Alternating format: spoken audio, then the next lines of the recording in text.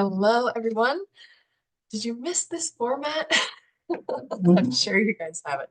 Um, but this is Victoria with Nutrition by Victoria. Welcome to today's video. For those of you who don't know me, I have a Master's of Science in Human Nutrition, and I specialize in metabolic health, helping you to reach your aesthetic, fitness, and health goals while supporting a high-functioning metabolism by learning about what that takes. Okay. What do you need to do in your diet and lifestyle in order to support a high functioning metabolism? Okay. So we're going to talk a little bit about that today because I've got some drama for you guys. So yesterday I posted on my Instagram and on here on YouTube on my shorts, um, a little remix of Dr. Anthony Chaffy. And for those of you who don't know Chaffy, he is a carnivore doctor. So this is my Instagram page, Nutrition by Victoria, for those of you who want to give it a follow. I only have 1,900 followers on my Instagram as compared to my YouTube that has a lot more subs. Sometimes I'm a little lag on posting on Instagram, but no. Here are my results doing a high carb, low fat diet. And yeah, so here is my video that I did remixing Anthony Chaffee. So I'm going to play that and then we're going to show his comment because he actually commented on this and then he shared my remix on his Instagram page and said that I was wrong. So let's figure out the truth, okay? All righty here.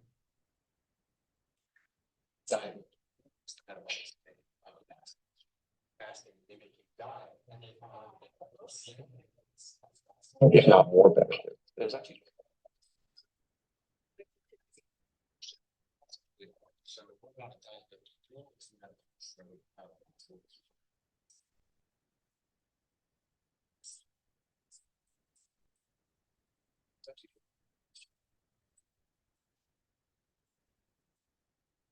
So what I mean by here, he's talking about a fasting mimicking diet and the concept of autophagy, which is where basically the body starts to get rid of the old dead cells that can turn into um, cancer. That's the theory behind it. But so what Chafee is missing here, it thinking that I'm wrong, is that a high carb, low fat diet actually gives you all the benefits of fasting because your insulin levels are the lowest possible levels in a fed state while not accruing any of the metabolic damage that occurs due to a glucose starved situation. So I wrote, this diet mimics the benefits of fasting. A high carb, low fat diet promotes insulin sensitivity. The benefits of fasting are due to the lowered insulin levels, which a high carb, low fat diet produces naturally without the metabolic damage that starvation causes, insulin resistance and fat storage. A keto and carnivore diet produces insulin resistance as well, with elevated lipid profiles and other health damage from the excess intake of fat and protein. So where I will say that Anthony Chaffee here is right in saying that here, I'll just read what he wrote. Okay. Anthony Chaffee, MD. I tagged him in this, so that's probably why he saw it. You've got that completely backwards, actually. High carb diets increase insulin, which takes you out of autophagy and causes insulin resistance as well, which this statement is wrong. A high carb intake of carbohydrates stimulates insulin production from the pancreas, due to an increase in glucose levels, blood glucose levels. Insulin comes in though and does its job, taking the insulin or taking the sugar out of the blood and putting it into the cells. That's insulin's job. Okay, we want insulin to be working correctly. That's what insulin sensitivity means. Insulin resistance, as many of you know, is caused by a diet that is uh, devoid of sufficient carbohydrate. Okay. It is now established that the sugar tolerance is impaired by starvation or the taking of diets with a high content of fat. So, glucose starvation and high fat intake is what causes impaired sugar tolerance, impaired glucose tolerance, insulin resistance, while sugar tolerance is improved by taking diets containing an excess of carbohydrate, sans dietary fat, sans a lot of dietary fat. So we're talking high carb, low fat is what produces insulin sensitivity. That's H.B. Hemsworth, the father of the glucose tolerance test and the discoverer of insulin resistance. Not sure if you knew that, Anthony Chaffy. So, continuing with what he said, this is a well-known and described phenomenon in modern medicine. What, that carbohydrates cause insulin resistance? Because if that is the accepted belief, it's wrong. Eating more carbohydrate absolutely does not reduce insulin resistance or put you into a state of autophagy. That's absurd. That is his opinion. Does not make it right, though. And that's why the oral glucose tolerance test, which is used to diagnose insulin resistance, utilizes a sugary beverage because sugar stimulates insulin production and it makes it work properly as well. But he's in the keto carnivore crowd, just eat meat and fast, and your health will be great. But a lot of these carnivore people are coming out and saying that they now have, elevated risk for heart disease and type 2 diabetes from following a diet that is low in carbohydrate and high in fat. And why is that? Because it impairs sugar tolerance to the system. The fasting mimicking diets are ketogenic diets, removing carbohydrates and increasing protein and fat. Okay. So a fasting mimicking diet is a ketogenic diet in regards to there's no carbohydrate coming in, and that would be like an actual fast, right? So you're running ketosis. But this is where I started trolling and kind of over his head, right? Because clearly that's what this comment is indicating, is that he doesn't understand that fasting and a ketogenic diet both create insulin resistance. So the supposed benefits that you're getting, metabolically speaking, health speaking, from a ketogenic diet or fasting protocol or high fat, low carb diet actually are temporary. Okay.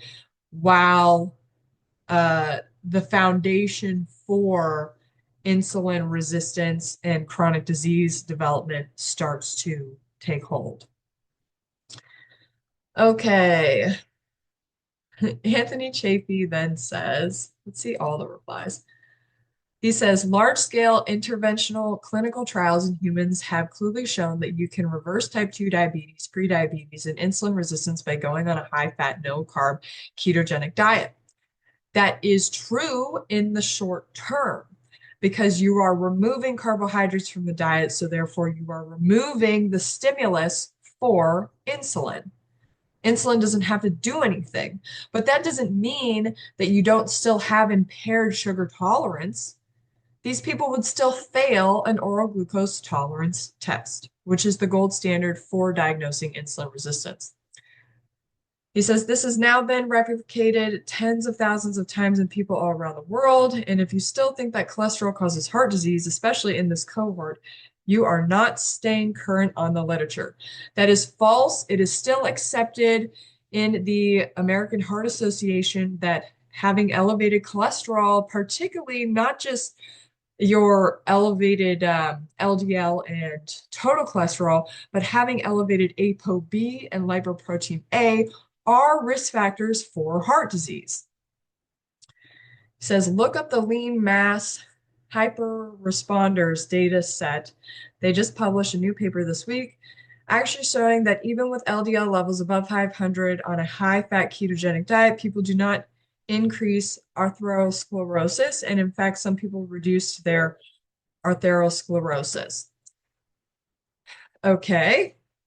And then I said, as a physician, Anthony Chaffy, MD, you should know that the clinical test for determining insulin sensitivity versus resistance is the oral glucose tolerance test, of which anyone following a ketogenic diet will fail.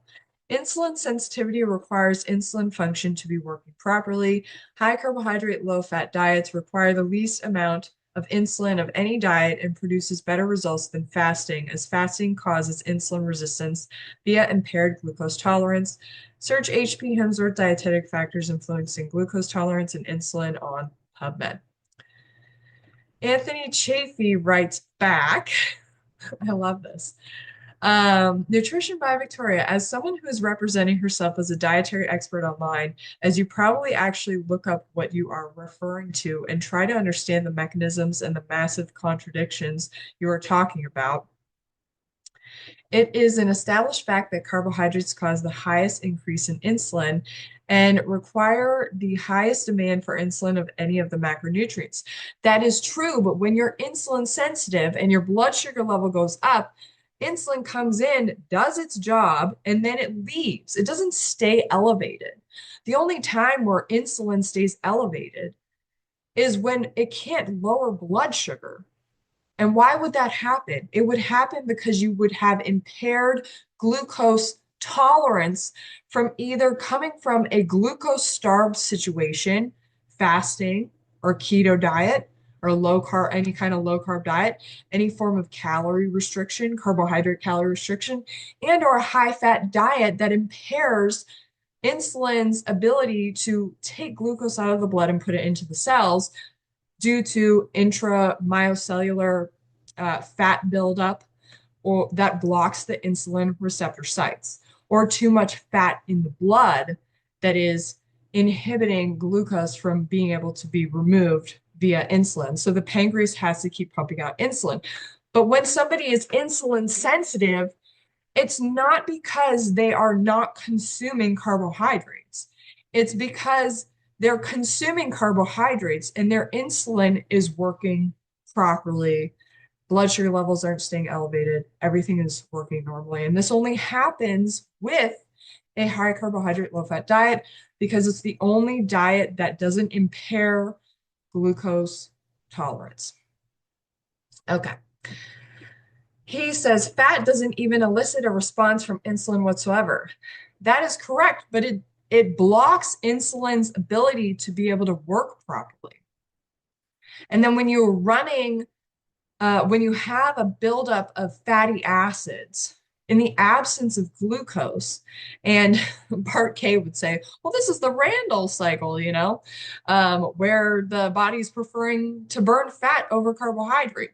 But this occurs because when you have insufficient carbohydrate intake or you have insulin resistance, sugar isn't able to get into the cells at a rate that is appropriate for cellular energy generation. Okay.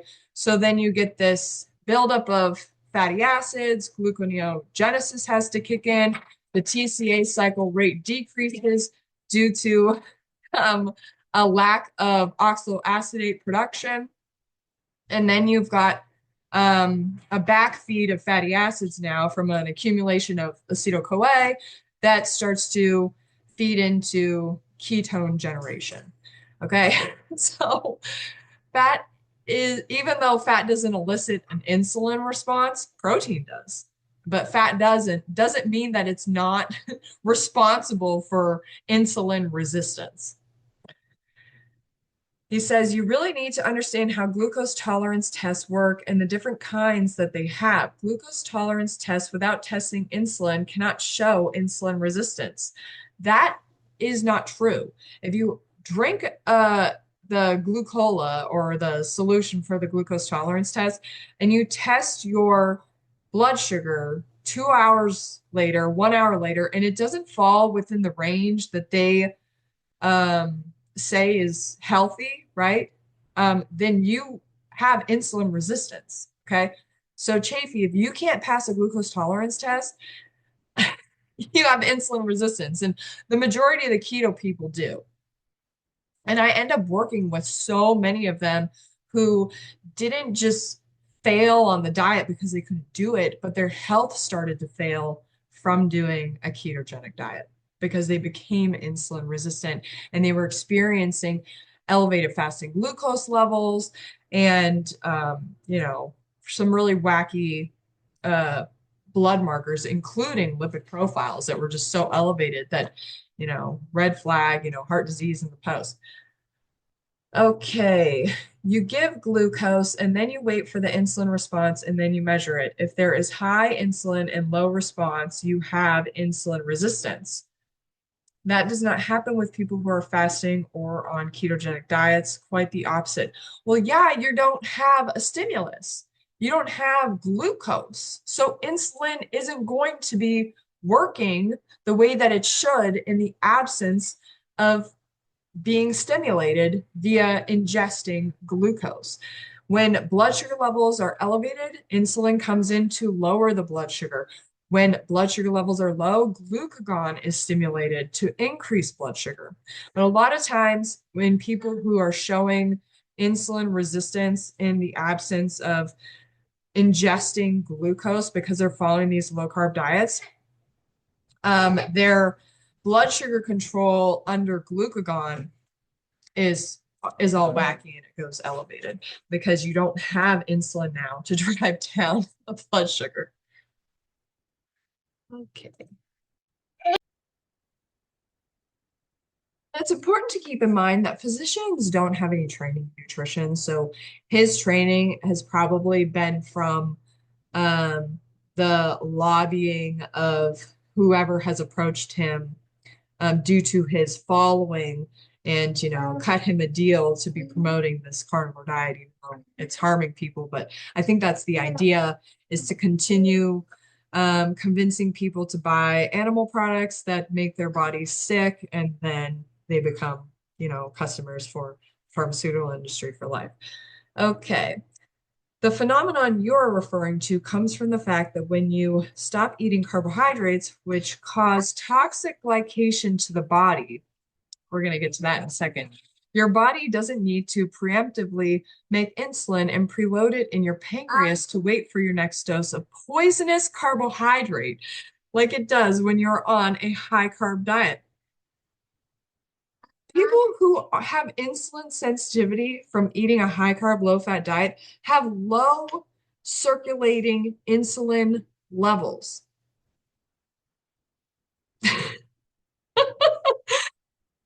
That's why we're all slim. Okay. High circulating insulin is an anabolic hormone. It's a growth hormone. It stimulates IGF-1. Okay. This is also stimulated. IGF-1 is stimulated from a high protein diet, particularly of animal sources. IGF-1 elevation in adult humans supports tumor cell growth. So that's what people are getting from following his diet. So let's also talk about glycation because a lot of these keto people talk glycation. And so we're just going to pull up the facts here, okay? So this is National Library of Medicine, Advanced Glycation End Products in Food, and a Practical Guide to their Reduction in the Diet. So many people say carbs have they glycate the body, okay? Modern diets are largely heat processed and as a result contain high level of advanced glycation end products. So this would be its reaction in your body, okay? Dietary advanced glycation end products are known to contribute to increased oxidant stress and inflammation, which are linked to the recent epidemics of diabetes and cardiovascular disease. Animal-derived foods that are high in fat and protein are generally AGE rich and prone to new AGE formation during cooking. In contrast, carbohydrate-rich foods such as vegetables, fruits, whole grains, and milk, we're talking about low-fat milk here, contain relatively few AGEs even after cooking.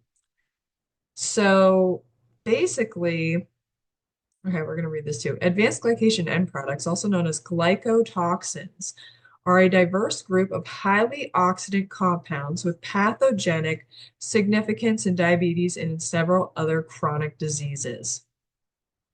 AGEs are created through a non-enzymatic reaction between reducing sugars and free amino groups of proteins, lipids, or nucleic acids. This reaction is known as the Maillard or Browning reaction.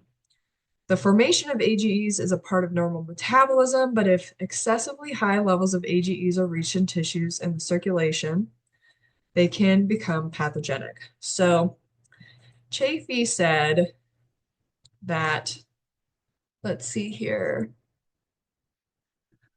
The phenomenon you're referring to comes from the fact that when you stop eating carbohydrates, so he's referring to insulin sensitivity, which we all know insulin sensitivity is achieved via excess carbohydrate intake and a low-fat diet.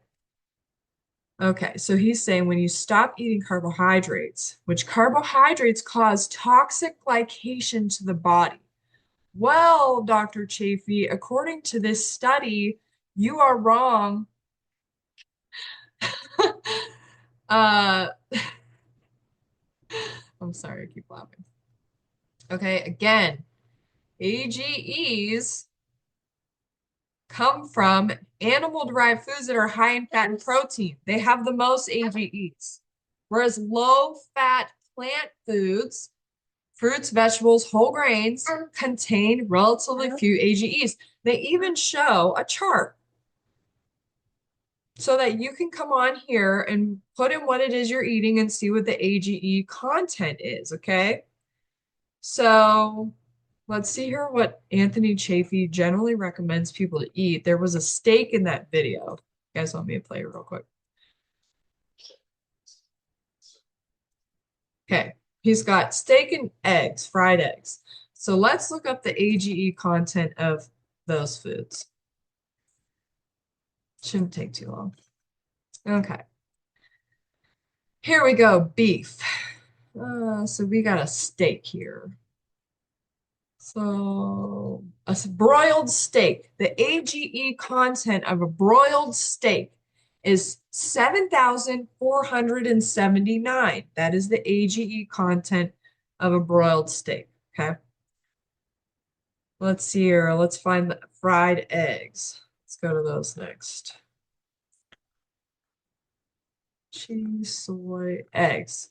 Fried eggs, just for one, and there was two there, okay? 2,749 for the AGE content of one fried egg. Okay, so that's about 5,000, a little bit more. And we had 7,500 for the steak. So that's about an AGE content of a little over 12,000 just for that meal there, just for this meal. 12,000 AGE content, okay? Remember, excessive AGE intake produces oxidant stress and inflammation associated with cardiovascular disease, diabetes, and other chronic diseases.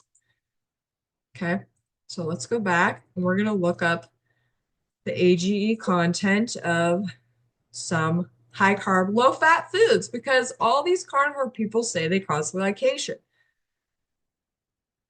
Toxic carbohydrates. Okay, let's take a look. Here we go. Canned corn, 20. Boiled white potato, 17. Okay, let's go down here to fruits.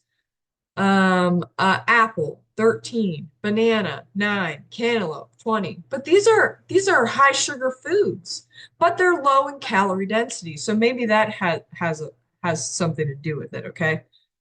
Let's go to rice, one of my favorite foods. Okay. Rice, 32.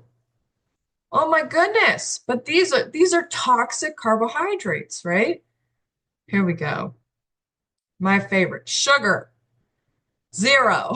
0 advanced glycation end products. So are carbohydrates glycating the system or is it something else? Okay. I'll let Chaffy answer that question. Okay, so let's come back here. Yeah, so he says stop when you stop eating toxic carbohydrates, which cause glycation to the body, your body doesn't need to preemptively make insulin and preload it in your pancreas to wait for your next dose of poisonous carbohydrate like it does when you're on a high carb diet. Well, what about the fact that in the absence of carbohydrate intake, your body is still making glucose via gluconeogenesis from protein, okay, and from some fat. But this is also happening at a slower rate because you're conserving energy in the absence of sufficient energy. There's a reason why they call it blood glucose and not blood fat. Think about it. Okay.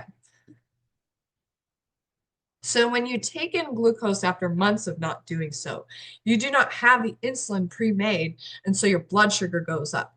That is not insulin resistance, though, because there is no insulin there yet. Yeah, until your blood sugar level doesn't go down and then your pancreas starts pumping it out. So we have a delayed reaction where the blood sugar is staying elevated, and then the body's like, "Oh, wait, we gotta do something with this."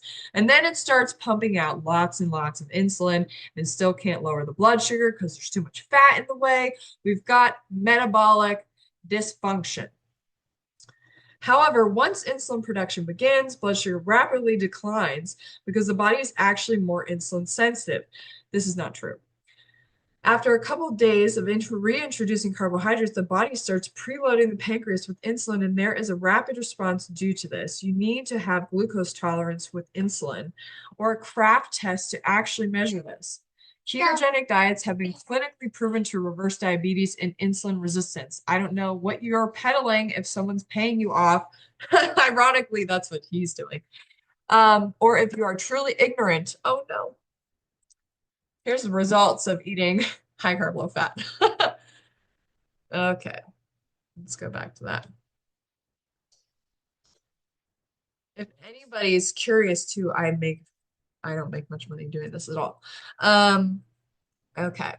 So it says if someone's paying you off or if you're truly ignorant of this, but either way, you should not be representing yourself as an expert if you don't understand the simple physiology behind this. Well, why are you saying that carbohydrates are toxic and this national this National Library of Medicine study is saying that the foods that you're recommending are actually causing this toxic glycation situation?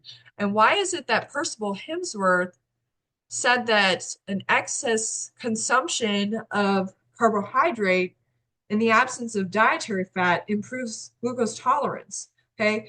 Do I have it wrong or did you have it wrong, Anthony Chaffee? Because I'm pretty sure that the reason why people are coming to me for help after they have failed on a ketogenic carnivore diet is because they have insulin resistance now from the diet that you prescribed.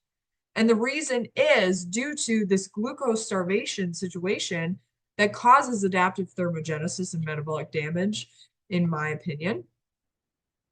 And it's also because of this high content of fat. Okay? There are metabolic changes at play that create that situation. Okay, so we're going to go over that a little bit. And then we're going to wrap this video up here. So this is my coaching program that tells you everything you need to know about the human metabolism. Anthony Chaffee should probably get a copy here. Okay, okay, okay. So where do we want to go to?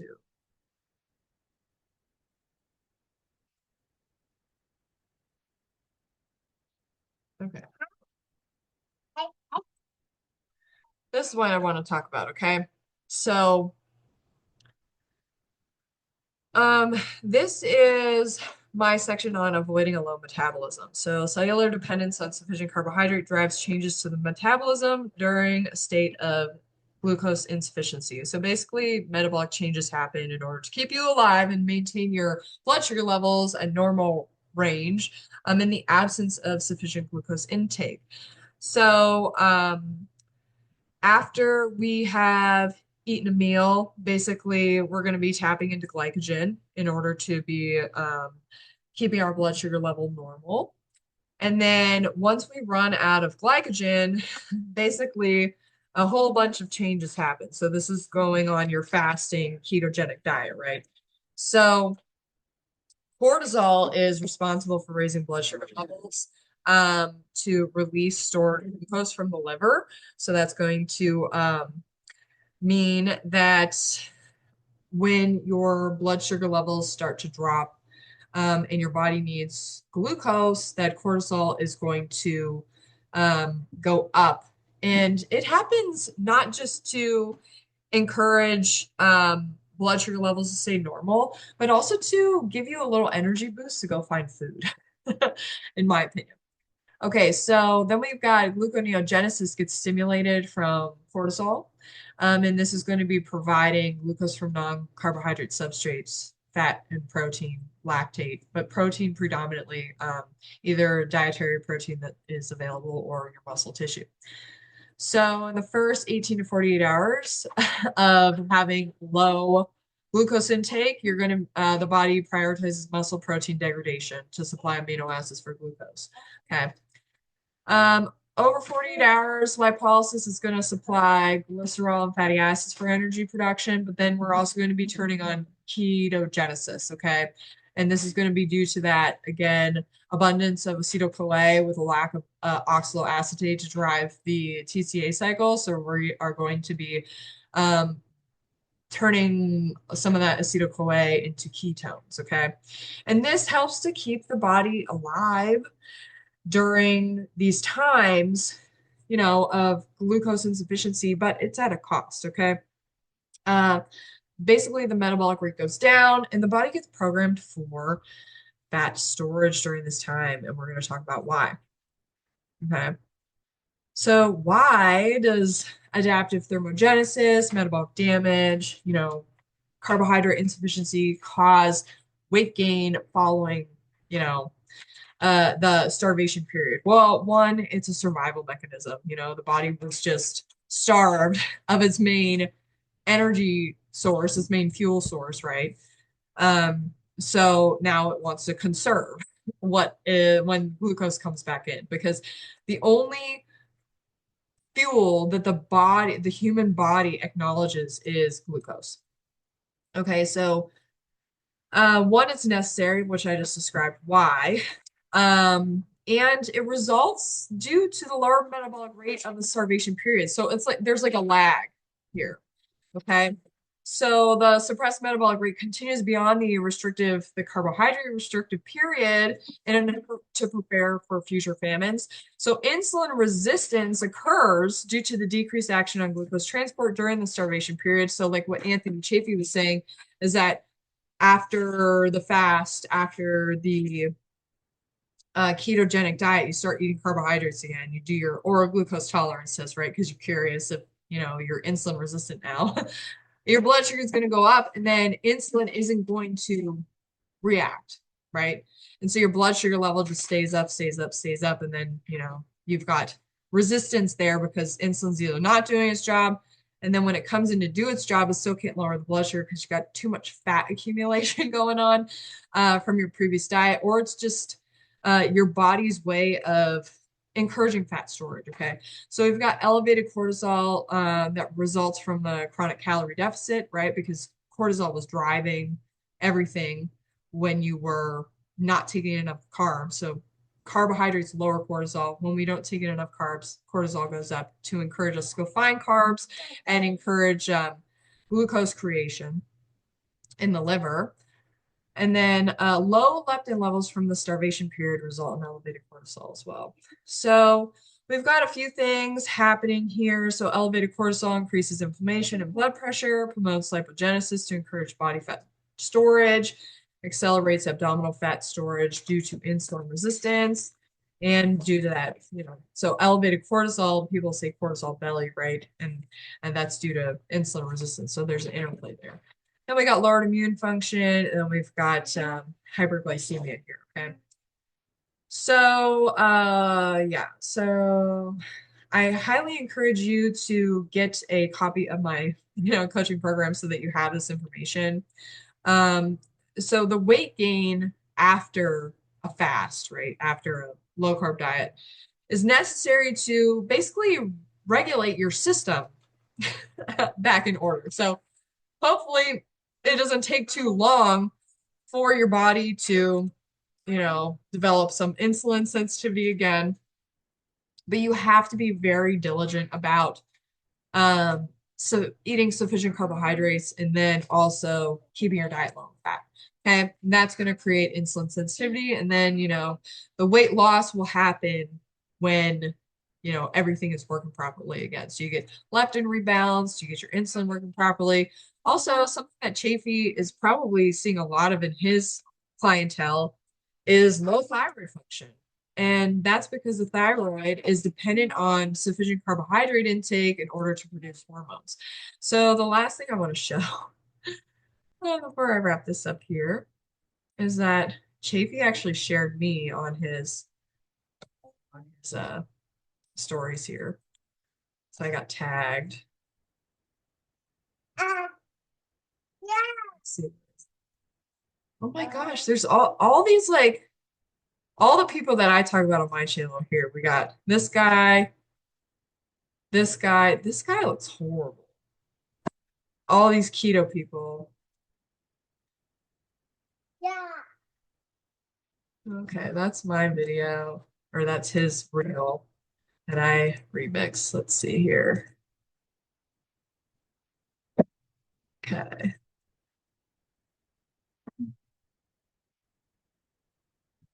Oh, here it is. Look at that. So he writes, you've got that completely backwards, actually. High carb diets increase insulin, which takes you out of autophagy and causes, that's his comment that he left. But I think it's cool actually that even though he's saying that I'm like wrong here, because I'm saying high carb. Bad publicity is better than no publicity, okay? So I'll take it. Because people need to start hearing the right message, especially as this low carb, carnivore keto movement continues and people are going to start getting sicker and sicker. Like I said, taking the carbs out of the diet initially lowers insulin, but then it starts to cause all these other metabolic problems and changes because the body is now under uh, uh, a starvation state, a glucose starvation state. Remember, oh, don't need that anymore. Remember that, here we go. Remember that sugar tolerance is impaired by starvation or the taking of diets with a high content of fat, while it is improved by taking diets containing excess of carbohydrate. Okay. It was determined in 1934.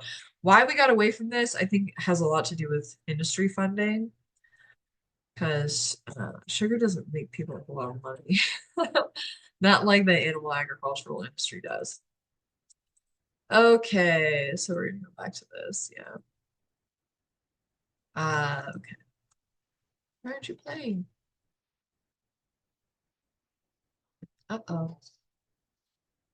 Oh, right. So then he tagged my post. That's cool.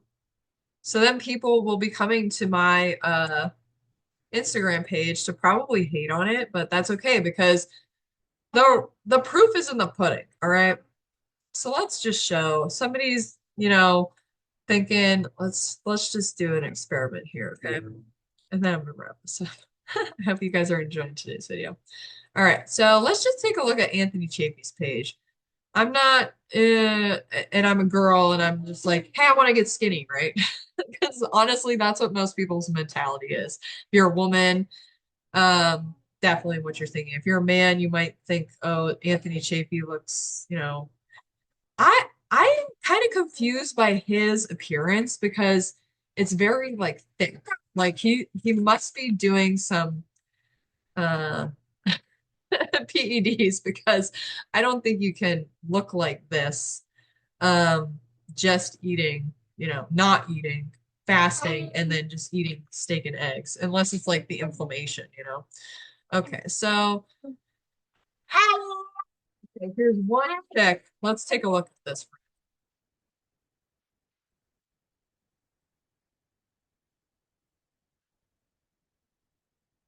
I'm sorry, but this person does not look healthy. Okay, and I think they have a bowl of meat there. All right. So that's the first chick on there. You got gorillas, you got a lot of ham, you got a lot of these like weird looking guys. Okay, what's that? Okay, so now we got lots of plastic surgery and Botox.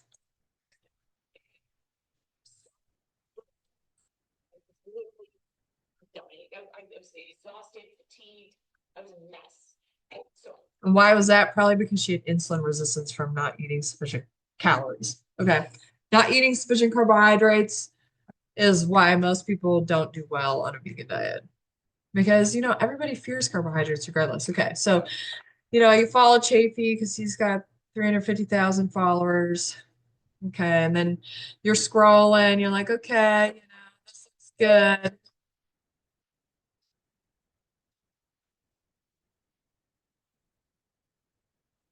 Okay. Let's see. Oh, I gotta go back. Sorry.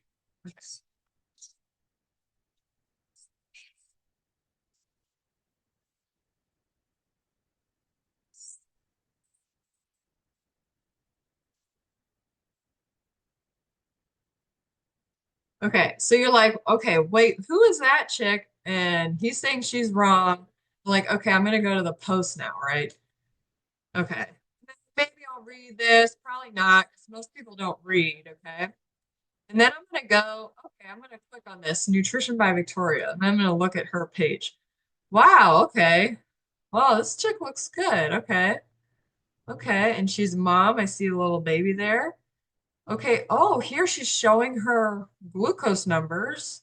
Okay. Oh, she's riding a bike. Okay. Oh, she's got another kid here.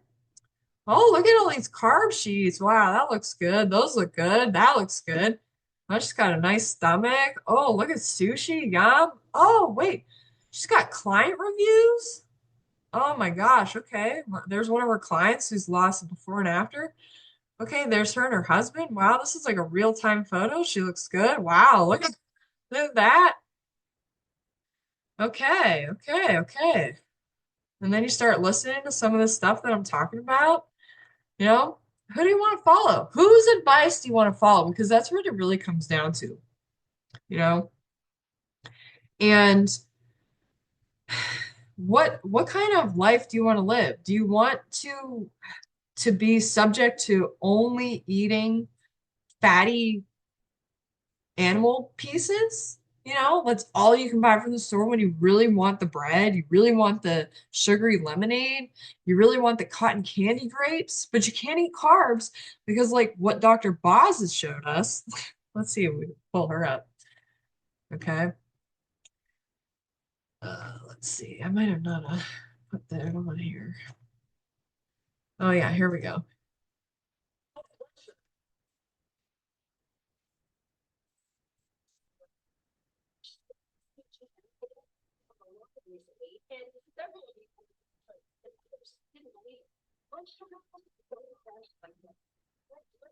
Okay, so we've got evidence of hypoglycemia in a high carb diet. Okay.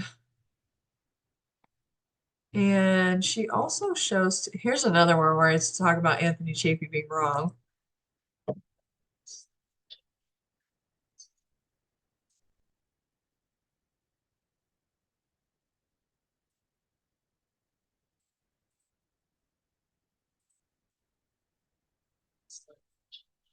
Yeah, so insulin resistance results from a high-fat diet.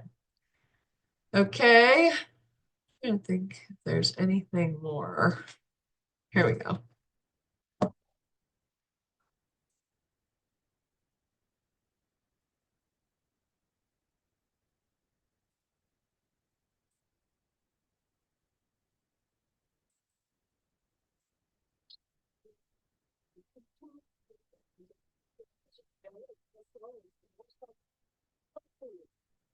Yeah, so there's been a lot of keto people coming out and saying that they have insulin resistance now. There was a little uh reel that was just done about it too. I tried to share it on my. All right, I couldn't find what I was looking for, but we'll end the video here. It says a carnivore diet, which is naturally low in carbohydrates, may help regulate blood sugar levels and reduce the demand for insulin production. Why? Because it's not stimulating insulin because there's no carbohydrate coming in the diet, so insulin doesn't have to do anything. However, it's important to note that high consumption of red and processed meat is associated with non-alcoholic fatty liver disease and insulin resistance. So I tried to see if there's any like clinical peer-reviewed information. Not a whole lot because the carnivore diet isn't really studied.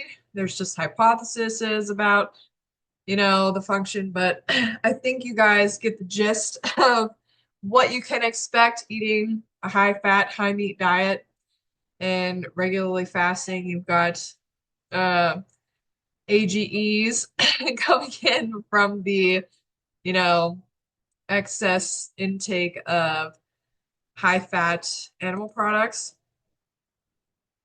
So you've got a lot of AGEs coming in, not from carbohydrate, okay? Because when you eat a high carb, low fat diet, you are not glycating your body because you're promoting insulin sensitivity, okay? And that's why Percival Hemsworth's work showed what it did, that sugar tolerance is impaired by starvation or the taking of diets with a high content of fat, while it's improved by taking diets containing an excess of carbohydrate. I did look up the Kraft test that Chaffy was referring to, and it looks like it's a form of the oral glucose tolerance test that also shows insulin levels. So I think that was a good recommendation, and I would be very curious to see the results of anybody following a ketogenic diet. But also, what do you do if you're keto and you need to go to the hospital and they put you on a dextrose IV? Do you just say, no, I need a fat IV? No, again, it's called blood sugar, not blood fat. Anyways, thank you so much for tuning in today. If you want to get a copy of my coaching program, the link for that is in the description of this video. Otherwise, leave any comments or questions down below, and I will see you guys next time. Bye.